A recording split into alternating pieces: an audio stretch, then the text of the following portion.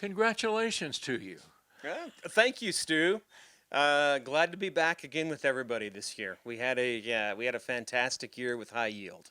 And how many years has this happened that you've been at the top of the rock on the National Corn Growers Contest? I don't know about the. This is my second national win, so we're really excited about that. Other times we've had a third place national win. Last year I had a second place national win. But you've always been at the top of the Illinois list. We have always been at the top of the Illinois list the last 4 years. Okay, I knew it had been quite a while. Okay, so 385.88 something bushels. How do you grow that many bushels on where you do?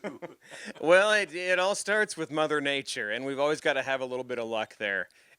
Truly, though, it starts with clean fields, great fertility, picking out the right plant for the right acre for the root structure, obviously, and then the next steps is picking out the right variety to accelerate that yield and just see what we can do. And that variety was, Yeah, this year's variety was DeKalb 6835. and 10 other winners had that same variety, didn't they? Yeah, nationally, that hybrid had an excellent year. Originally, my friends in Kansas thought it was a good hybrid. Southern Illinois, Indiana, Kentucky, Tennessee, and I talked with my friends at DeKalb, and I said, guys, let's bring this hybrid north and see what we can do. And you did it. And will anybody be able to buy it? Will there be enough seed to go around for next year from that? It might be either expensive or hard to find. Well, I think there's ample supply, but as I told a couple friends after the announcement, I said, better look at your orders and take a look at this hybrid and call your retailer today. So yeah, DK 6835 has had a fantastic year. Okay. We know that you've got great soil here in Moultrie County, just to the northeast of Findlay. I asked Fred Belo what he thought your secret was, and he said, it's rain. Yeah, anything comes back to the rain and the weather. We did have some very good precipitation this summer. We had between 5 and 6 inches throughout the summer, maybe a little more, maybe a little less. But what we also had is we have good drainage on the farms, and we also had some cooler temps. So we didn't have a lot of damage. The other thing about 6835, what growers have to look at, is the fact that it is a fuller season corn. It's a 108-day corn. So we planted that corn in May, and it continued to grow clear into the middle of September. We had green plants then. The harvest date was later on in the year. So it was a fuller season hybrid, and consistently, if you look at Dr. Belo and Dr. Sybil's research, fuller season pays consistently. So we always choose fuller season hybrids for our NCGA entry. Now, you said green plants all the way into September. What sort of fungicide did you put on, and how many times did you do that? Well, economics kind of steps away from the picture on the NCGA yield plots.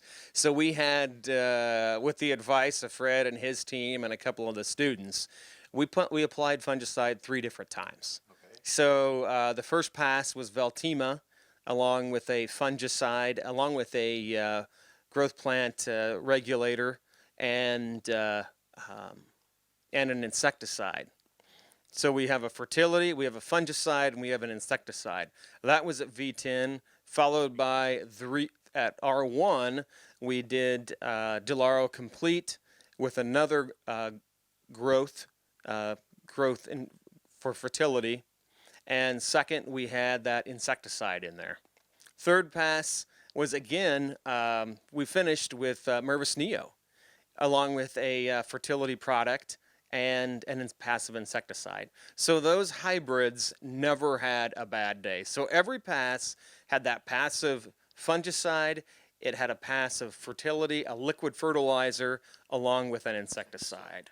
So we did that for every 3 weeks throughout the summer, from mid-July to the first week of August, and then about 3 weeks later, kind of that state fair time, August 15th, we put a final pass on. So those plants were green, they were healthy, and it stayed healthier longer. And your phrase, those plants never had a bad day. I've heard that before, and that seems to be a real key to success. Well, in your fields, plants do have bad days, but on an NCGA plot, to accelerate yield and just to see what the potential of that hybrid is, we try to prevent from having a bad day. Yeah, so always remember the three, you've got your nitrogen base, that was 300 units. You've got your phosphate and potash, that was 300 units apiece going onto this ground. And then always remember the three keys are fungicide, liquid fertilizer, and then insecticide. So the three components to keep that plant healthier and longer. What will you change for next year, if anything?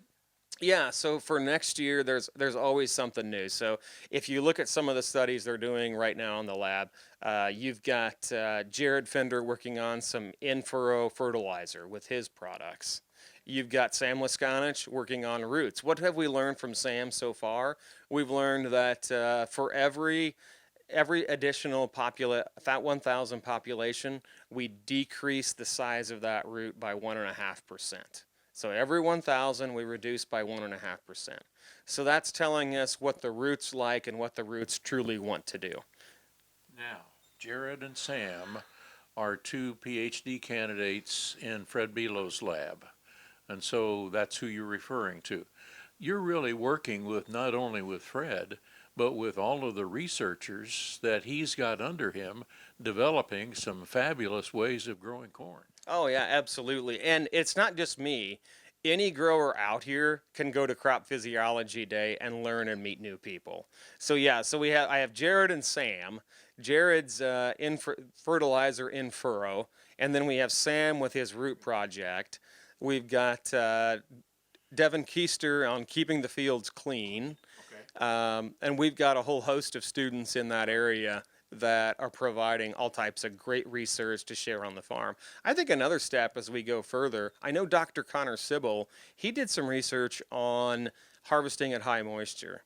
And that's pretty obvious research. So my plots are coming out between 28 and 30%.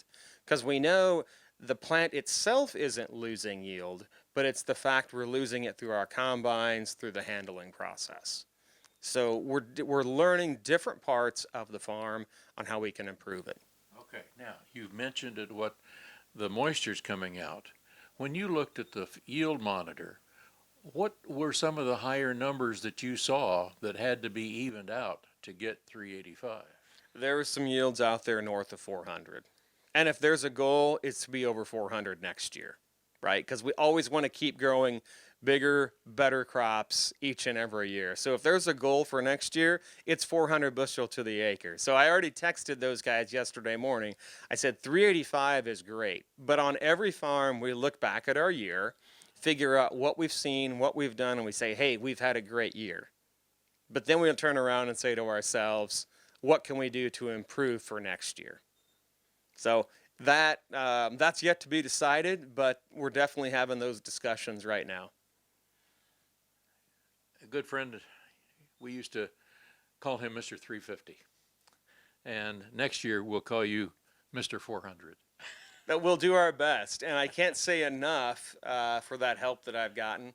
And for all of Illinois agriculture, Herman Warsaw was always kind of that silent mentor that all of us had in Illinois. Herman did his own research on his farm at Saybrook, Illinois, and he had set an unofficial record at 371 bushel to the acre.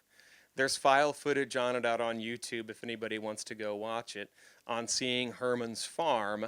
And I have watched those videos with quite fascination to see what he was doing. Now, those were back in the 80s? That was 1985, 86, whenever he set those records. Okay, all right. And he actually went on trade missions with the president, with the U.S. Secretary of Agriculture. Herman was a household name. Herman was a true household name, and that yield held, believe it or not, until the early 2000s, whenever Francis Childs took over at 440. So it's an exciting time. I can't say enough for my family, my friends, and each and every one of those individuals that have helped me not only physically along the way, but mentally along the way, to keep me on my game, to keep me up and going, because you've got a lot of things going on out here and a lot of other people that you can help along the way, but can't say enough for those that have helped me. Right. Every year when we visit, well, you always thank those folks, and so I know you certainly mean that. Again, congratulations to Troy Uphoff for what he's achieved in the National Corn Yield Contest. Stu, thanks for having me on today. You bet.